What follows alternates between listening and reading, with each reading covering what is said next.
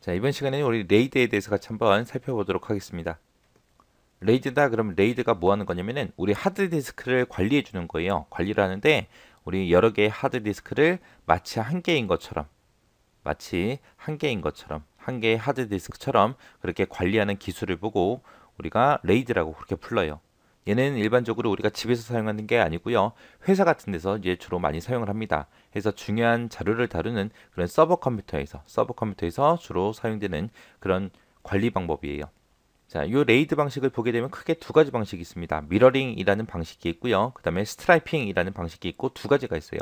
자, 미러링 방식 같은 경우는 뭐냐? 미러 그러면 얘가 거울이란 뜻이죠. 그래서 하나의 데이터를 두 개 하드디스크에다가 동일하게 기록하는 방법을 보고 얘기해요.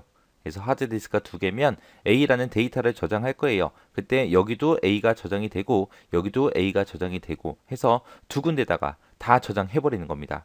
그랬다가 만약에 한쪽 하드디스크가 만약에 손상이 일어났다, 고장이 났다, 그러면은 다른 한쪽 하드디스크를 이용해서 데이터를 복구하는 방식을 보고 미러링 방식이라고 해요.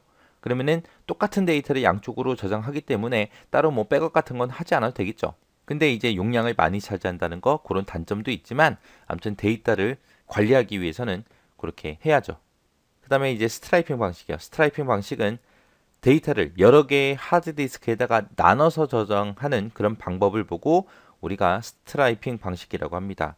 얘는 하드디스크가 만약에 두 개가 있을 때 A라는 데이터를 내가 만약에 저장을 할 거예요. 근데 A라는 데이터를 여기에 절반 저장하고 여기에 반 저장하고 해서 양쪽으로 나눠서 저장하는 거예요. 요 하나의 데이터를 반으로 쪼개서 반반 저장하는 거. 그러면 이렇게 해서 저장하게 되면은 반은 이쪽으로 들어가고 반은 이쪽으로 들어가기 때문에 뭐 읽고 쓰고 하는 그런 시간은 단축할 수 있어요. 근데 만약에 하드디스크가 한 개라도 만약에 손상이 되면 데이터를 사용할 수 있다 없다? 없다. 이쪽 게 만약에 고장 났어요. 그러면 데이터의 절반이 사라진 거라 데이터를 사용을 못 하겠죠. 대신에 스트라이핑 방식은 읽고 쓰고 하는 그런 시간 단축하기 위해서 이제 쓰는 방식입니다. 그래서 이 방식과 이 방식 같은 경우는 서로 장단점이 있죠. 그래서 실제 회사 같은 데서는 미러링 방식하고 스트라이핑 방식 이 기술을 융합해서 적절하게 사용합니다.